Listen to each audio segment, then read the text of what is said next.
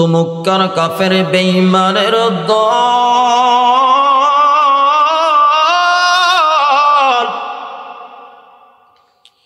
আমি নবীকে এই কাবার প্রান্তরে মক্কার প্রান্তরে আমি নবীকে থাকতে দেওয়া হয় নাই, থাকতে দিচ্ছে না।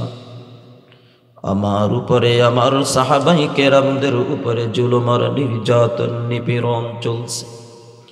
আল্লাহর আদেশ পালনার্থেই আমি নবী মক্কা ছেড়ে মদিনার পথে যাত্রা করে দিচ্ছি। কিন্তু আমার আল্লাহ ওয়াদা করেছে আমি নবীকে অচিরেই এই কাবা ফিরিয়ে দিবে। শুধু তাই নয়, এই কাবার চাবিও আমি নবীর হাতে চলে আসবে। কষ্ট নিয়ে চলে গেলেন। 10 বছর সময় পার হলো। আল্লাহ রাব্বুল আলামিন নবীর উপরে আয়াতে কারিমা নাজিল করলেন, ইযা জাআ নাসরুল্লাহি ওয়াল ফাত। আল্লাহ রাব্বুল আলামিন নবীর উপরে আয়াতে কারিমা নাজিল করে জানায়া দেওয়া হয়, আমি আল্লাহ আপনাকে মক্কা বিজয়ের সুসংবাদ দিয়ে দিলাম। আলহামদুলিল্লাহ। আল্লাহ রাব্বুল আলামিন আয়াতে কারিমা নাজিল করে মক্কা বিজয়ের সুসংবাদ দেন, ইন্না ফাতাহনা লাকা ফাতহাম মুবিনা। আল্লাহ রাব্বুল আলামিন সুসংবাদ দিলেন। আল্লাহর নবী সাহাবায়ে কেরামদেরকে নিয়ে আবার মক্কার জমিনে চলে আসলেন মক্কা বিজয় করার জন্য। আল্লাহর নবী মক্কা বিজয় করলেন। মক্কা বিজয়ের পর আল্লাহর নবী সেই বাহনের উপরে আরোহণ করে আল্লাহর নবী লাঠির মাধ্যমে হাজরে আসওয়াদ পাথর চুমা দিলেন। ও মুসলমান, আল্লাহর নবী চুমা দিলেন। এবার আসুন এই আয়াতে কারিমার তরজমা। আল্লাহ তাআলা বলতেছেন, ইন্নাল্লাহা ইয়া'মুরুকুম আন তুআদ্দুল আমানাতি ইলা আহলিহা। আমি আল্লাহর নির্দেশ, আমি আল্লাহর হুকুম, তোমরা তোমাদের কাছে যেই আমানতগুলো আছে, যেই প্রাপ্যগুলো আছে, এই প্রাপ্যগুলো ওই প্রাপকদের নিকটে ফিরাইয়া দাও। ইলা আহলিহা ওয়া ইযা হাকামতুম বাইনান নাসি আন তাহকুমু বিল আদল।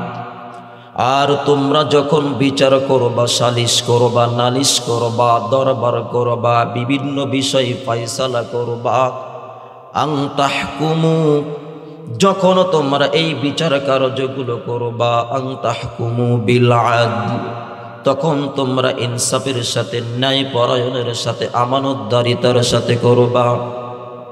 ইন্নাল্লাহা নি'ম্মা ইয়া'iদুকুম বি, আমি আল্লাহ সবচেয়ে সুন্দর ওয়াজ করনেওয়ালা, বক্তৃতা দেনেওয়ালা, নসিহত করনেওয়ালা। ইন্নাল্লাহা কানা সামিআন বাসীর, আমি আল্লাহ তাআলা শুননেওয়ালা এবং আমি আল্লাহ দেখি। এই হলো আয়াতে কারিমার অর্থ, তরজমা। এবার আসুন এই আয়াতে কারিমাটা কেন নাজিল হয়েছিল। আল্লাহর নবী মক্কা বিজয় করলেন, হয়ে গেল, কেন আয়াতে কারিমা নাজিল হলো, এর কারণ শানে নজুল। এবার আল্লাহর নবী যখন মক্কা বিজয় করলেন, কাবা ঘরে ঢুকবেন, আল্লাহর নবী সাহাবায়ে কেরামদের মাধ্যমে ডাকাইলেন। কাবা ঘরের চাবি যার কাছে ছিল, উসমান ইবনে তালহা ইবনে হাজুবি রাদিয়াল্লাহু তাআলা আনহু, তাকে ডাকাইলেন। ডাকানোর পরে আল্লাহর নবী বললেন, চাবিটা দাও, আমি কাবা ঘরে ঢুকব। আল্লাহর নবী বলার সঙ্গে সঙ্গে কাবার চাবি নবীর কাছে হস্তান্তর করবে। এমন সময় নবীর চাচা হযরত আব্বাস রাদিয়াল্লাহু তাআলা আনহু এসে বললেন, ইয়া রাসূলুল্লাহ, আপনি যদি এই চাবিটা তার কাছ থেকে নিয়ে যদি আমাকে দিতেন আর আমাকে যদি জমজমের পানি পান করানোর দায়িত্ব দিতেন, তাহলে এটা আমি এই দায়িত্ব পালন করতাম, এটা আমাদের বংশের মধ্যেই থাকতো, তাহলে আমাদের বংশের সুনাম খ্যাতি পুরা পৃথিবীর মধ্যে ছড়িয়ে। যখন এমন কথা বললেন নবীর চাচা, আপন চাচা, বলার সঙ্গে সঙ্গে যেই তলহা ইবনে হাজুবি রাদিয়াল্লাহু তাআলা আনহু চাবি দিতে রেডি, প্রস্তুত দিবেন, কিন্তু এই কথা বলার সঙ্গে সঙ্গে সে হাত গুটিয়ে নিলেন আর চাবি দিতে রাজি না। আল্লাহর নবী বললেন, তলহা তুমি চাবি দিয়ে দাও। একে একে তিনবার বললেন। হযরত তলহা রাদিয়াল্লাহু তাআলা আনহু চাবি দিলেন। আল্লাহর নবী চাবি নিয়ে বাইতুল্লাহর ভিতরে ঢুকলেন। জোরে বলি সুবহানাল্লাহ, আর একটু জোরে বলি সুবহানাল্লাহ। ভিতরে ঢুকলেন। ঢোকার পরে আল্লাহর নবী দেখেন কাবা ঘরের ভিতরে 360টা মূর্তি স্থাপন। কয়টা মূর্তি? আরো একটু জোরে। এর মধ্যে একটা মূর্তির নাম ছিল ইব্রাহিম। ইব্রাহিম আলাইহিস সালামের প্রতিচ্ছবি হিসেবে রেখে দিয়েছে এবং তার হাতে একটা তীর। তাদের দৃষ্টিকোণে এটা হলো তাদের ভাগ্য নির্ণয় করা তীর। নাউজুবিল্লাহ। আল্লাহর নবী সবগুলো মূর্তি ভাঙলেন, নিজ হাতে ভাঙলেন। ভাঙ্গার পরে সেই জায়গাতে কাবার ভিতরে পানি দিয়ে ধুয়ে পরিষ্কার করলেন। কাবার ভিতরে মাকাম ইব্রাহিম, ইব্রাহিম আলাইহিস সালাম যেই পাথরের উপরে দাঁড়াইয়া কাবাঘর নির্মাণ করেছিলেন, সেই পাথরটা বের করে হজরে আসওয়াদ পাথরের সাথে টেক লাগায়া দাঁড় করাইয়া দিলেন। যখন বের হলেন, এমন সময় হযরত আলী রাদিয়াল্লাহু তাআলা আনহু, নবীর আপন চাচাতো ভাই আবার জামাতা ফাতেমা রাদিয়াল্লাহু তাআলা আনহার স্বামী, এসে বললেন, ইয়া রাসূলুল্লাহ, যদি এই কাবার চাবিটা আমাকে দিতেন আর জমজমের পানি যদি পান করানোর দায়িত্ব আমাকে দিতেন, তাহলে এটা কিয়ামত পর্যন্ত আমাদের বংশের মধ্যেই থাকত। আল্লাহর নবী হযরত আলী রাদিয়াল্লাহু তাআলা আনহু কেউ চাবি দিলেন না। আব্বাস রাদিয়াল্লাহু তাআলা আনহু আপন চাচা কেউ চাবি দিলেন। দেখেন, ইসলামের মধ্যে স্বজন প্রীতি নেই। কথা বলেন ঠিক কিনা? চাচা চাবি চেয়েছে, দিয়েছে? আপন জামাতা, আপন চাচাতো ভাই চাবি চেয়েছে, দিয়েছে? আল্লাহর নবী এমন সময় উটের উপরে উঠেই কাবার চত্বরে তফ করতেছেন। 2টা তফ করেছেন, 2টা চক্র লাগিয়েছেন। এমন সময় আল্লাহ রাব্বুল আলামিনকে জিবরাইল পাঠাইয়া, আল্লাহ তাআলা জিবরাইলকে পাঠাইয়া দিয়ে বললেন, বন্ধু তুমি যাও, আমার বন্ধু কাবার প্রান্তরে চত্বরে তফ করতেছে, এই আয়াতে কারিমার সুসংবাদ জানাইয়া দাও। জোরে বলি আলহামদুলিল্লাহ। আল্লাহর নবীর কাছে এসে জিবরাইল বললেন, ইয়া রাসূলুল্লাহ,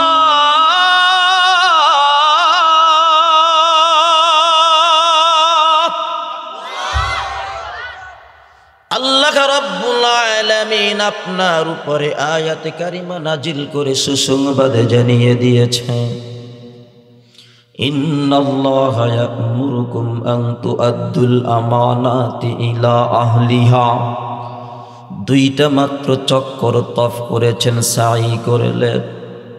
এই আয়াতে কারিমা নাজিল হওয়ার পরে আল্লাহ তাআলা জানাইয়া দেয়, বন্ধু আপনি কাবার ভিতরে ঢুকেছেন, কাবার চাবি আপনি যার কাছ থেকে নিয়েছেন, আমি আল্লাহ তার কাছেই আবার এই কাবার চাবিটা ফিরাইয়া দিতে স্বয়ং আমি আল্লাহ আপনাকে নির্দেশ দিয়ে দিলাম। সেই জন্য আপনি আপনার চাচাকেও চাবি দিতে পারবেন না, আপনার আপন চাচাতো ভাই আলীকেও চাবি দিতে পারবেন না, আপনার জামাতা ফাতেমার স্ত্রী আলীকেও চাবি দিতে পারবেন না। আপনি এই চাবিটা আবার ওসমান ইবনে তালহা ইবনে হাজুবির হাতে আপনি চাবি ফিরাইয়া দেন, ইলা আহলিহা, তার হাতেই চাবি ফিরাইয়া। নবী আল্লাহর নির্দেশ পেয়ে তার হাতেই চাবি ফিরিয়ে দিলেন, বুঝাইয়া দিলেন। কুরাইশদের আমলে ওসমান ইবনে তালহা ইবনে হাজুবি তার হাতে চাবি ছিল, নবীর জামানাতেও ছিল, সাহাবায়ে কেরামদের জামানাতেও ছিল। আল্লাহ তাআলা তাদের বংশের হাতেই কিয়ামত পর্যন্ত চাবি রাখবেন, এটা আমার আল্লাহর সিদ্ধান্ত। জোরে বলি সুবহানাল্লাহ। দ্বিতীয় নাম্বার, ওয়াইযা হাকামতুম বাইনান নাসি আন তাহকুমু বিল আদল, যখন তোমরা বিচার করবা, ন্যায় বিচার করবা, ইনসাফের সাথে বিচার করবা। এবার আমি জানতে চাই মুসলমান,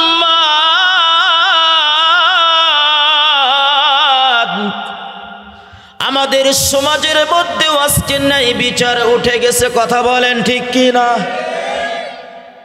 পারিবারিকভাবেও ন্যায় বিচার নেই, সামাজিকভাবেও ন্যায় বিচার নেই, রাষ্ট্রীয় পর্যায়ে রাষ্ট্রীয়ভাবেও আমাদের দেশ থেকে ন্যায় বিচার উঠে যাওয়ার কারণে আমাদের দেশের মধ্যে যত মারামারি আর খুনাখুনি, চিন্তায় রাহাজানি চলছে, কথা বলেন ঠিক কিনা? সেই জন্য ইসলামে রাজনীতি আছে না নাই? আরো একটু জোরে, আছে না নাই? আল্লাহর নবী মসজিদের নববীর খেজুরের টুকরার মেম্বার থেকে রাষ্ট্র পরিচালনা করেছেন কিনা? কথা বলেন না কেন? আল্লাহর নবী মসজিদের নববীর জায়নামাজে দাঁড়াইয়া আল্লাহর নবী রাজনীতি করেছিলেন কিনা? রাষ্ট্র পরিচালনা করেছিলেন কিনা? কথা বলেন না কেন? করেন নাই? ও মুসলমান, আল্লাহর নবী দুনিয়ার থেকে বিদায় নেওয়ার পর প্রথম খলিফা হযরত আবু বকর রাষ্ট্র পরিচালনা করেছিলেন কিনা? কথা বলেন। হযরত আবু বকর যাবার পর হযরত ওমর রাদিয়াল্লাহু তাআলা আনহু রাষ্ট্র পরিচালনা করেছিলেন কিনা? কথা বলেন। হযরত ওমর রাদিয়াল্লাহু তাআলা আনহুর পরে হযরত ওসমান রাষ্ট্র পরিচালনা করেছিলেন কিনা? কথা বলেন। ওসমান গনি রাদিয়াল্লাহু তাআলা আনহুর পরে হযরত আলী রাদিয়াল্লাহু তাআলা আনহু রাষ্ট্র পরিচালনা করেছিলেন কিনা? তাহলে ইসলামের মধ্যে রাজনীতি আছে না না? সবাই বলুন। সেই জন্য মুসলমান, আজ আমরা যদি ন্যায় বিচার পাই, আপনার ফ্যামিলির মধ্যে 5 জন সদস্য, আপনি ফ্যামিলি মেম্বারের একজন হর্তা কর্তা, আপনি একজন অভিভাবক, আপনি যদি ফ্যামিলির মধ্যে যদি ন্যায় বিচার প্রতিষ্ঠিত করেন, খোদার কসম ওই ফ্যামিলিতে আর কখনো অশান্তি থাকতে পারে না। কথা বলেন ঠিক কিনা? ও মুসলমানি বান্দা, আজ আমি গ্রামের মাতবার, গ্রামের প্রধান পরামানিক, এই গ্রামের মধ্যে যদি ন্যায় বিচার প্রতিষ্ঠিত হয়ে যায়, সবাই যদি যারা যারা অধিকার, যারা যারা হক, যারা যারা প্রাপ্য যদি পরিপূর্ণভাবে পেয়ে যায়, খোদার কসম এই এলাকার মধ্যেও শান্তি শৃঙ্খলা ফিরে আসবে, চুল পরিমাণ সন্দেহ নাই। কি কথা বলে ঠিক কি না? শান্তি আসবে কি না? কথা বলে। এই ইউনিয়ন গালা ইউনিয়ন নাকি? এই ইউনিয়নের মধ্যে যারা দায়িত্বে আছেন, অভিভাবকগণ, চেয়ারম্যান বলেন, মেম্বার বলেন, যারা দায়িত্বশীল যারা রয়েছেন, এরা যদি ন্যায় বিচার প্রতিষ্ঠা করে, যারা যারা হক অধিকার প্রাপ্য যদি পরিপূর্ণভাবে বুঝাইয়া দেয়, এই গালা ইউনিয়নের মধ্যেও শান্তি শৃঙ্খলা ফিরে আসবে। কথা বলেন ঠিক কিনা? আজকে এই যে খুনাখুনি, মারামারি, চিন্তায় রাহাজানি, এর মূল কারণ হলো ন্যায় বিচার। কথা বলেন না কেন? সন্তান বাবাকে হত্যা করে, কারণ কি খোঁজ নিয়ে দেখেন? ওই বাবা সন্তানের হক আদায় করতেছে না, না করার কারণে সন্তান বাধ্য হয়ে আপন বাবাকে হত্যা করতেছে। কি কথা বলেন ঠিক কি না? আজকে সন্তান মাকে হত্যা করে, খবর নিয়ে দেখেন ন্যায় বিচার থেকে বঞ্চিত। সেই জন্য মুসলমান কথাগুলো দিল দিয়ে শুনবেন। আমার তেলাওয়াত কিন্তু আয়াতে কারিমার মধ্যে আমার আল্লাহ ইসলামের প্রতিটি বিধান আমার আল্লাহ তুলে ধরে আলোচনা করেছে। প্রতিটি বিধান এমন ভাবে তুলে ধরেছে যে ইনসাফ, ন্যায় বিচার যদি প্রতিষ্ঠিত হয়ে যায়। এখন ন্যায় বিচার, আল্লাহর হক আল্লাহকে বুঝাইয়া দিবেন, এটা ন্যায় বিচার। নবীর হক নবীকে বুঝাইয়া দিবেন, ন্যায় বিচার। স্ত্রীর হক স্ত্রীকে বুঝাইয়া দিবেন, ন্যায় বিচার। বিবির হক বিবিকে বুঝাইয়া দিবেন, ন্যায় বিচার। স্বামীর হক স্বামীকে বুঝাইয়া দিবেন, ন্যায় বিচার। মেয়েকে মেয়ের হক বুঝাইয়া দিবেন, ন্যায় বিচার। ভাইকে ভাইয়ের হক বুঝাইয়া দিবেন, ন্যায় বিচার। বোনকে বোনের হক বুঝাইয়া দিবেন, ন্যায় বিচার। ইতিমকে ইতিমের হক বুঝাইয়া দিবেন, ন্যায় বিচার। প্রতিবেশীকে প্রতিবেশীর হক বুঝাইয়া দিবেন, ন্যায় বিচার। কথা বলেন ঠিক কিনা? গ্রামের হক গ্রামবাসীকে বুঝাইয়া দিবেন, ন্যায় বিচার। ইউনিয়নবাসীকে তাদের হক ফিরাইয়া দেওয়া, ন্যায় বিচার। থানাবাসীকে তাদের হকগুলো ফিরাইয়া দেওয়া, ন্যায় বিচার। ন্যায় বিচার যদি প্রতিষ্ঠিত হয়ে যায় তাহলে ওই দেশের মধ্যে শান্তি শৃঙ্খলা ফিরে আসবে, এর মধ্যে চুল পরিমাণ সন্দেহের অবকাশ নাই। কথা বলেন ঠিক কিনা? আল্লাহর হক আল্লাহকে বুঝাইয়া দিবে।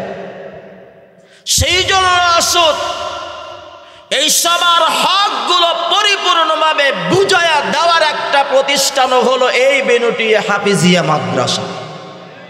কথা বলেন না কেন? ন্যায় বিচারগুলো কোথায় শিখবে? সেই জন্য আসুন, কোথায় থেকে ন্যায় বিচার? আল্লাহর নবী দুনিয়ার থেকে বিদায় নিয়ে চলে গেছে। সাহাবায়ে কেরাম নবীর থেকে ন্যায় বিচার শিক্ষা লাভ করেছেন। কথা বলেন ঠিক কিনা? কার কাছ থেকে? কথা বলেন না কেন? কার কাছ থেকে? নবীর কাছ থেকে। কেমন ন্যায় বিচারে শিক্ষা লাভ করেছিলেন রে মুসলমান? আল্লাহর নবী দুনিয়ার থেকে বিদায় নেওয়ার পর হযরত আবু বকর সিদ্দিক রাদিয়াল্লাহু তাআলা আনহু 2 বছর 3 মাস 10 দিন খেলাফতের দায়িত্ব গ্রহণ করেছিলেন, দায়িত্ব পালন করলেন। মুসলমান কথাগুলো দিল দিয়ে শুনবে। হযরত আবু বকর সিদ্দিক রাদিয়াল্লাহু তাআলা আনহু দায়িত্ব গ্রহণ করার পর 2 বছর 3 মাস 10 দিন খলিফাতুল মুসলিমিনের দায়িত্ব পালন করলেন।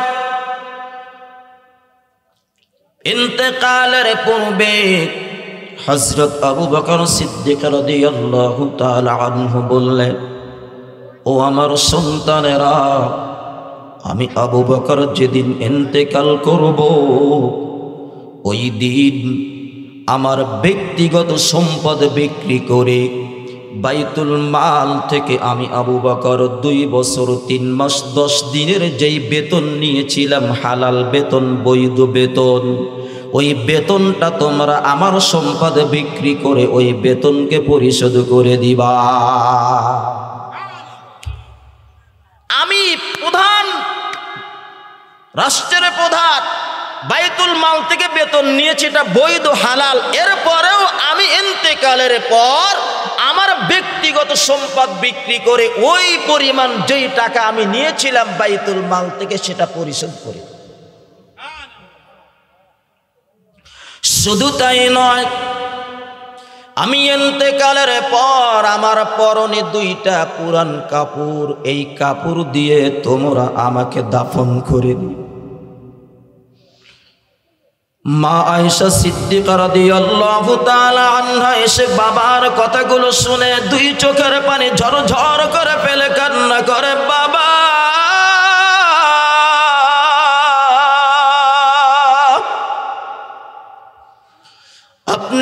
একজন রাষ্ট্রের প্রধান, রাষ্ট্রপ্রধান খলিফাতুল মুসলিমিন,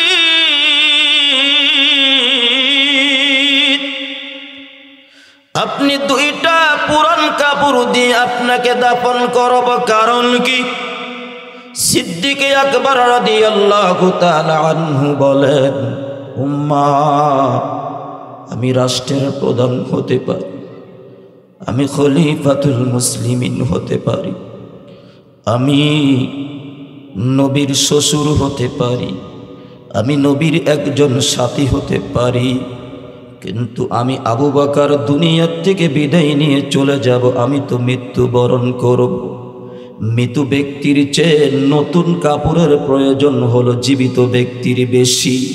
সেই জন্য আমি এতটুকু বেইনসাফি করতে চাই না রে মা,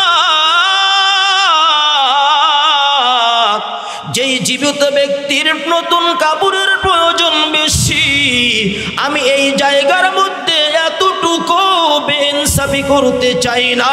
এটা আমি আবু বকর নবীর থেকে শিক্ষা লাভ করেছি। ও মুসলমান, হযরত আবু বকর সিদ্দিক রাদিয়াল্লাহু তাআলা আনহু কেমন সাহাবী ছিলেন, কেমন খলিফা ছিলেন, কেমন রাষ্ট্রপ্রধান ছিলেন। এই যে এরাও রাষ্ট্রপ্রধান, আমাদের দেশেরও রাষ্ট্রপ্রধান ছিল কিনা? কথা বলেন না কেন রে ভাই? সেই জন্য রাষ্ট্রপ্রধান এদের থেকেই আমাদের শিক্ষা লাভ করা দরকার, আছে না নাই? আর একটু জোরে, আছে না নাই? সেই জন্য আসুন, হযরত আবু বকর সিদ্দিক রাদিয়াল্লাহু তাআলা আনহু খেলাফতের দায়িত্ব পালন করেছেন 2 বছর 3 মাস 10 দিন। এই 2 বছর 3 মাস 10 দিনের মধ্যে প্রধান বিচারপতি হিসেবে নিযুক্ত করেছিলেন, নিয়োগ দিয়েছিলেন হযরত ওমর ফারুক রাদিয়াল্লাহু তাআলা আনহু। প্রধান বিচারপতিকে ওমর ফারুক। 2 বছর সময় অতিবাহিত হয়ে যাওয়ার পর হযরত ওমর ফারুক রাদিয়াল্লাহু তাআলা আনহু নিজের কাগজপত্র, ফাইলপত্র সব কিছু নিয়ে খলিফাতুল মুসলিমিন আবু বকরের কাছে জমা দিয়ে দেয়। দিয়ে বলে, খলিফাতুল মুসলিমিন, 2 বছর হয়ে গেল, আপনি কাগজটা জমা নেন। 2 বছরের মধ্যে আমি ওমর প্রধান বিচারপতি, আমার কাছে একটা বিচারও আমি ওমরের কাছে আসে।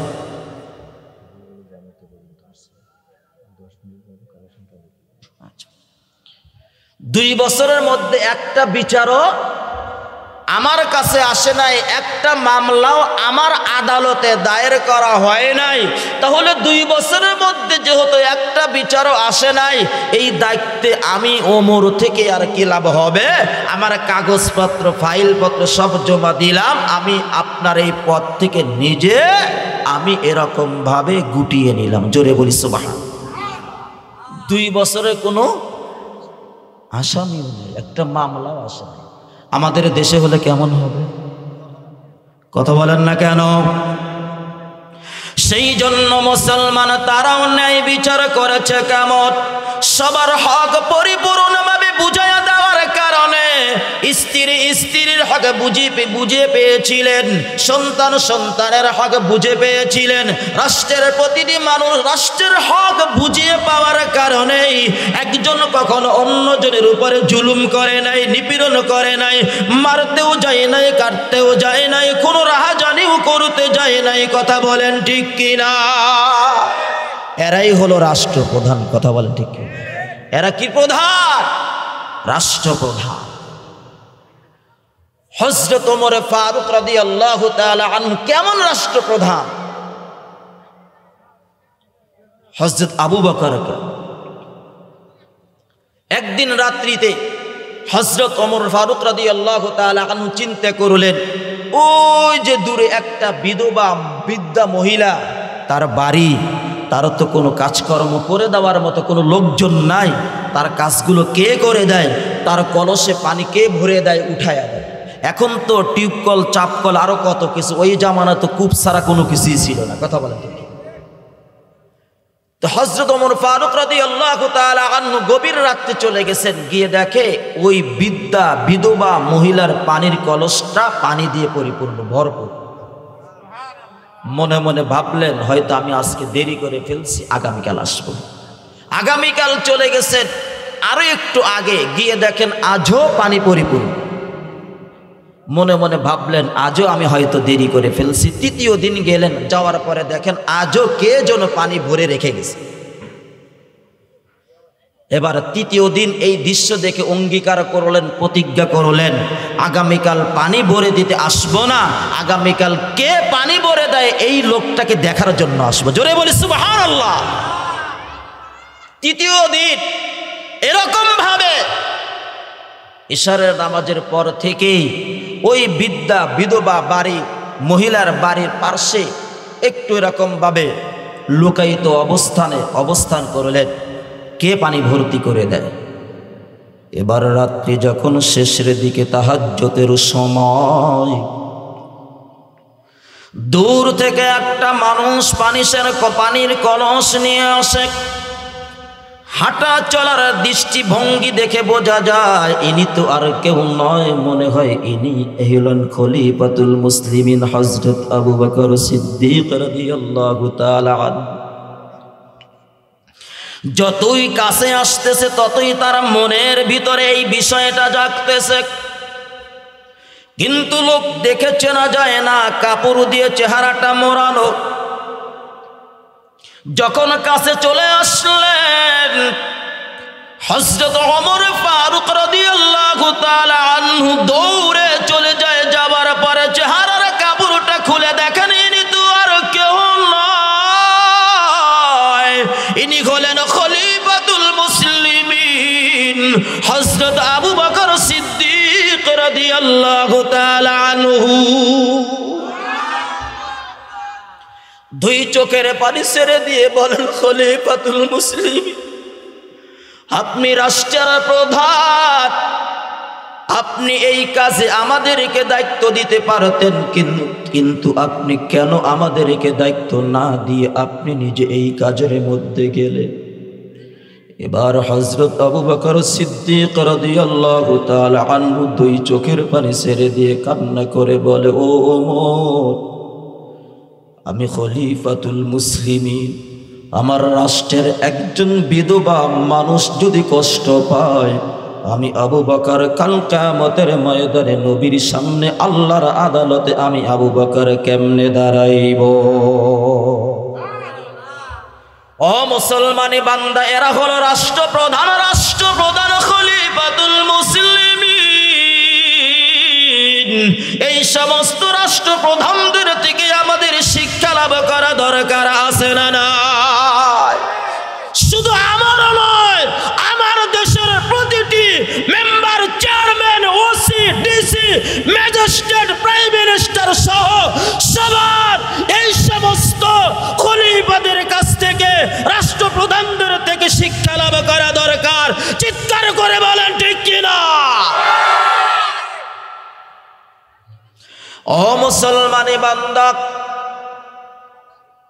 হযরত আবু বকর চলে যায়, ওমর চলে আসলেন রাষ্ট্রপ্রধান। যে ওমরের সময় অর্ধ পৃথিবী চলে আসছে। বর্তমান পৃথিবীর মানচিত্রের মধ্যে প্রায় 250 রাষ্ট্র রয়েছে, অর্ধেক চলে আসছে। ছোট না, অনেক বড়। কত বড়! এখন তো কত ডিজিটাল যুগ, কথা বলেন ঠিক কিনা? সেই জামানায় তো আর গাড়ি ঘোড়া ছিল না, মোবাইল, ল্যাপটপ, কম্পিউটার কোনো কিছুই ছিল না, কথা বলেন ঠিক কিনা? একটা ঘটনা বলি, হযরত ওমর ফারুক রাদিয়াল্লাহু তাআলা আনহু, ওই সময়ে তাদের তো আর কোনো বডিগার্ডের প্রয়োজন পড়তো না। যারা চোর, বাটপার, সিটার, লুচ্ছা, তাদের হলো বডিগার্ডের প্রয়োজন হয়, কথা বলেন ঠিক কিনা? তাদের কোনো কিছুর প্রয়োজন হতো। রাত্রের বেলায় সে ঘুরে ঘুরে দেখতেন আমার দেশের মানুষ কেমন আছে। একদিন রাত্রিতে বের হয়েছেন মরু প্রান্তের মধ্যে, দেখে তাঁবুর ভিতরে এরকম টিপ টিপ করে জ্বলে। চলে গেলেন তাঁবুর পার্শ্বে, এরকম দাঁড়ায় আছেন, ভিতর থেকে আওয়াজ, সন্তানদের কান্নার আওয়াজ। আর এই বিধবা বৃদ্ধা মহিলা বলতেছে, শুনেছিলাম ওমর খলিফা হয়েছে, যেই ওমরের কথা শুনে আমার স্বামী শাহাদত বরণ করেছে, আমার স্বামী জান দিয়েছে, সেই ওমর আমার ফ্যামিলির খবর রাখে না। কাল আল্লাহর আদালতে আমি ওমরের বিপক্ষে আল্লাহর আদালতে বিচার। এই কথা শুনতেছেন কে? কোথায় দাঁড়ায়া? বৃদ্ধা মহিলার তাঁবুর পাশে। হযরত ওমর ভিতরে ঢুকলেন, পর্দা মেনটেন করে বললেন, ও মা, সন্তানেরা কান্না করে কারণ কি? এবার বৃদ্ধা মহিলা বলে, আমার সন্তানদের পেটে খাবার নাই, ক্ষুধা। কিন্তু ওমর, যার কথার কারণে আমার স্বামী ইসলামের জন্য জান দিয়েছেন, শাহাদত বরণ করেছেন, কিন্তু ওই ওমর আমাদের কোনো খোঁজ খবর রাখে না। আল্লাহর নবীর সাহাবী, আল্লাহর নবীর সাহাবী এরকম ভাবে নিজের পরিচয় গোপন রেখে বললেন, মা তুমি অপেক্ষা করো। দৌড়ে চলে যায় ওমর। যাওয়ার পরে বাইতুল মাল থেকে এক বস্তা আটা ময়দা নিয়ে নিজে মাথায় করে নিয়ে বৃদ্ধা মহিলার বাড়ির মধ্যে, তাঁবুর মধ্যে এসে দিয়ে বলে, মা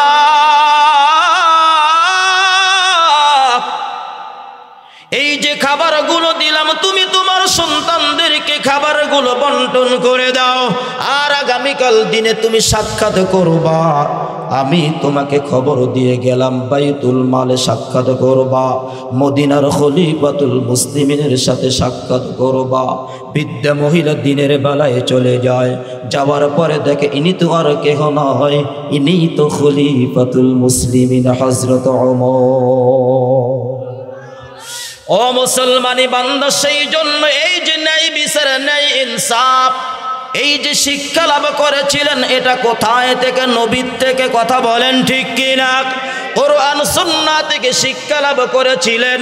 সেই জন্য আমাদের প্রতিটি সন্তানদেরকে ন্যায় বিচার, ন্যায় ইনসাফ শিক্ষা দেওয়া দরকার, আছে না নাই? কথা বলেন না কেন? আছে না নাই? সেই জন্য মুসলমান, আপনাদের হাতে ধরে পায়ে ধরে বলে যাচ্ছি, এই যে প্রতিষ্ঠান, এই যে প্রতিষ্ঠান, এটা এই প্রতিষ্ঠানকে সুন্দর করে কোরআনের প্রতিষ্ঠানকে দাঁড় করানো, এটাও আপনাদের কাছে আল্লাহর পক্ষ থেকে আমানত। কথা বলেন ঠিক কিনা? সেই জন্য এই প্রতিষ্ঠান দাঁড় করাইতে হবে, এটা আল্লাহর পক্ষ থেকে আমানত। আল্লাহ চাইলে এই প্রতিষ্ঠান অন্য গ্রামেও দিতে পারত, কিন্তু দেয় নাই, আপনাদেরকে দিয়েছেন। এটাও আল্লাহ আপনাদেরকে ভালোবেসে আর মহাব্বত করে। কথা বলে ঠিক, কারণ আল্লাহ আপনাদেরকে কোরআনের সাথে লাগাইতে চায়। কথা বলেন না কেন? কিসের সাথে লাগাইতে চায়? কোরআনের সাথে লাগাইতে চায়। সেই জন্য মুসলমানি বান্দা, কথাগুলো দিল দিয়ে শুনবেন। এই যে ছোট্ট একটা বাচ্চা নামাজের প্রশিক্ষণ দিয়েছে, খোদার কসম করে বলি, আল্লাহর কোরআনকে সামনে রেখে আল্লাহকে হাজির নাজির জেনে আল্লাহ বিল্লাহ তাল্লাহ তিনবার কসম করে বলতেছি, এই সন্তান যেরকম ভাবে আল্লাহর প্রিয় পাত্র হয়েছে, আপনারাও যদি কোরআনের প্রতিষ্ঠানের সাথে লেগে থাকেন, আল্লাহ আপনাদেরকেও দামি আর প্রিয় পাত্র বানায়া দিবে। কথা বলেন ঠিক? আল্লাহর কোরআনের কথা সত্য না মিথ্যা? আল্লাহ নিজেই বলেছেন, ইন্না নাহনু নাযালনা যিকরা ওয়া ইন্না লাহু লাহাফিজুন। আল্লাহ বলেন, কোরআন নাজিল করেছি আমি, এই কোরআনের হেফাজত সংরক্ষণের দায়িত্ব আমি নিয়েছি। মুফাসসিরিন কেরাম এই আয়াতে কারিমার তাফসীরের ব্যাখ্যার মধ্যে লেখেন, শুধু আল্লাহ নিজেই কোরআনের দায়িত্ব নেন নাই, যাদের সিনার মধ্যে কোরআন রয়েছে আল্লাহ তাদেরও দায়িত্ব নিয়েছে। কি সুবহানাল্লাহ আসতে বললেন কেন? যেমন এই বক্সের ভিতরে টিস্যু আছে না নাই? এই বক্স পুরাটাই যদি আপনি স্মরণে দিয়ে ভরে রাখেন, কি দিয়ে?